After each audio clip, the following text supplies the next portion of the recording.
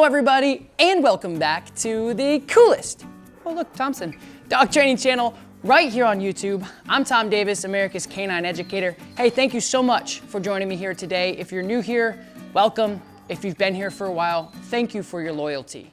Look guys, the dog training industry is confusing as hell. I agree with that 100%. I get confused all the time of all this stuff that's going on. It's like, he said this, she said this, what book to read, what collar to use, what leash to use. I'll be the first to tell you, I don't know everything either. I'm just trying to give you guys as much information as I possibly can to help you and your dog.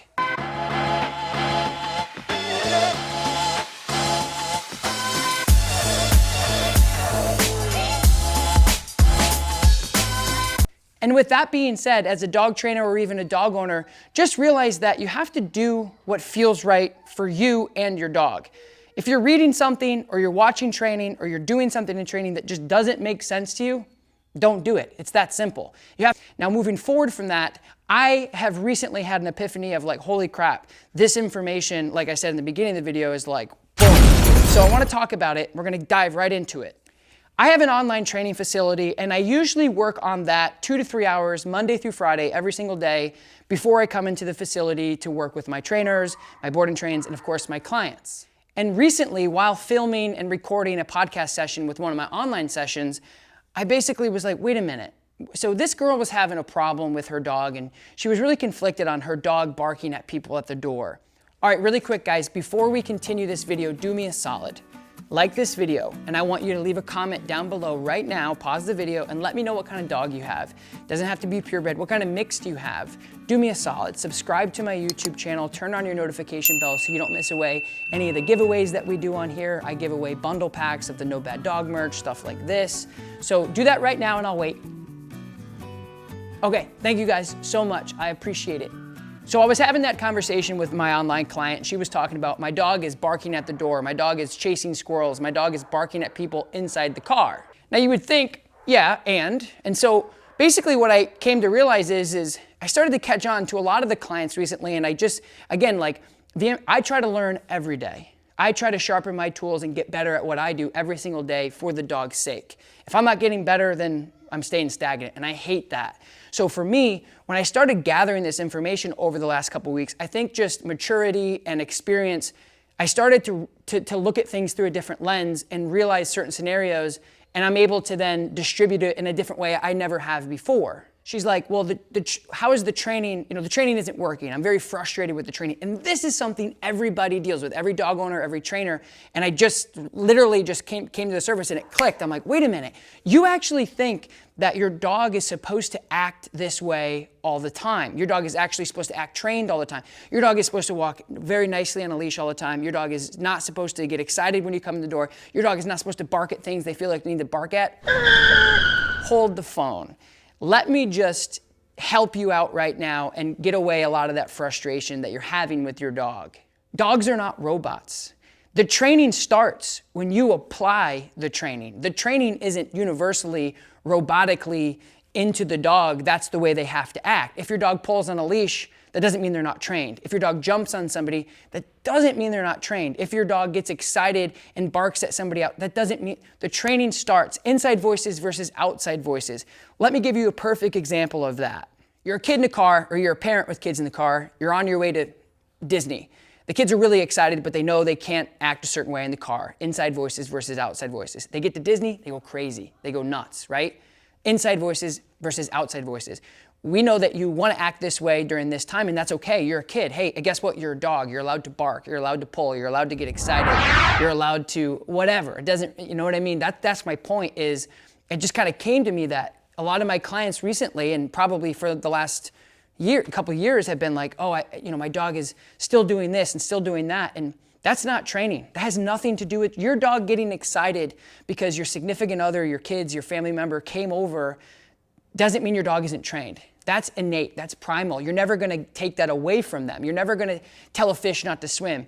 Your golden retriever is at the door and dad comes home and they get excited. Oh, why do they get so excited? We've been through training, we've done this, that's not training. The training starts when you then try to apply your training to that certain scenario or behavioral situation. And I'm here to tell you and end a lot of the frustration you're having. It's when you say, okay, buddy, hold my hand across the parking lot with your kids. It's when you say, okay, you're in Disney World, do whatever the heck you want, go crazy, eat candy, I don't care. But when we come home, you gotta listen to me. You gotta hold my hand. You gotta pay attention. You gotta go to bed on time. You gotta wake up for school, etc. That's the same thing as a dog. Like if they're pulling on the leash, like my dogs go, if I wanna walk my dogs, and they want to go out for a walk and they've been in their crates because I've had a crazy day with meetings and whatever, and I let them out, I'm going to let them pull me all the way and then all the way back. That's not training. That's not, my dogs aren't trained. And when people are looking at me like, wow, those dogs are crazy pulling, and I'm like, no. The training starts when I go, hey, heel, let's go. And they, boom, and they get right into place and they walk beautifully loose leash no matter how long I want them to walk. And that's where the training starts. So if your dog is barking at the door, your dog is pulling on the leash, your dog is still doing some of these behaviors, you're not training to take that away. You're not training for those to never exist anymore. That's unrealistic and unfair and ultimately going to create a lot of frustration in your relationship with your dog. And for an example, if we did a board and train with your dog and we spent 2 weeks on regular basic obedience and you walked out that door and you didn't say break or heel or anything to tell the dog, this is what I want you to do, and they pulled you, has no infliction on us, has no infliction on the dog. It just means that you didn't prepare the dog or tell the dog what you want them to do. They know what to do. They know how to act. They know what you want them to do. You just didn't apply it. So because your dog is doing these things does not mean that they're not trained. So anyway, guys, stop being so hard on yourselves, being so hard on your dogs, making sure that you're able to tell your dog what they can and can't do and that they listen to that. If your dog gets on the couch, you tell them to get off and they get off, great. If your dog gets on the couch and then doesn't get off, that's a problem. That's where you need to start training. Same thing with healing your dog. If your dog's pulling on the leash and you can't go, okay, I need you to pay attention. I need you to focus because we're getting into an environment where I want you to heal, and they can't, that's where you need to work on that. But just because a dog is doing these things does not mean they're not trained, and stop being so frustrated with that. You're not going to take that away. You just need to be able to apply certain rules and structure, just like kids. Like, be a kid. I don't want to decompress you of being excited and running outside in recess and playing kickball and being afraid to yell because I told you you couldn't yell inside. It has nothing to do with that. It's like, I need to tell you what you can and can't do, and you need to listen to me because it's going to make our life less frustrating. But more importantly, it's going to keep you safe, both mentally and of course physically.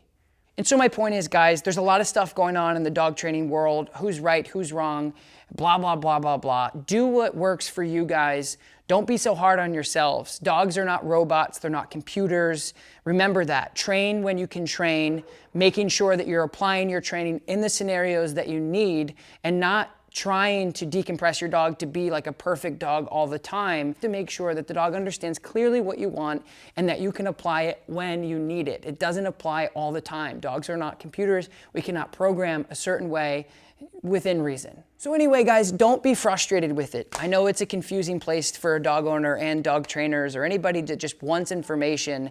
Just remember that if you want to train a certain way, that's completely fine. Everybody has their right to train certain ways. I respect everybody's opinion. I respect everybody's ability to train dogs in different ways. That's totally cool. And dog owners and people out there on the internet worlds, just remember that do what works for you. Just because somebody is doing something differently than what you're doing or they don't believe, that's okay.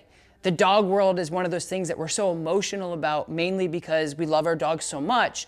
And if we see something that we don't understand or we're not agreeing with, we automatically assume to attack things, and we automatically assume that the world is falling apart and, oh my gosh, what are we gonna do? Everybody has their own way of doing things, and it's okay. We need to understand that that's fine, respect it. Everybody has their ways. But anyway, guys, if you haven't yet, don't forget, like, subscribe to my channel, turn on your notification bell, and I'm going to be dropping these videos all the time. Now, this is something that doesn't really have to do with me actually teaching a dog something. So if it's something that you actually are interested in and you like this one-on-one stuff, leave a comment and let me know. So anyway, guys, I'm going to get back to training. I appreciate you guys listening and watching. Again, if you haven't yet, like, subscribe to my channel, leave a comment below, let me know what type of dog you have. And I hope this information was valuable. I will talk to you next time. Peace.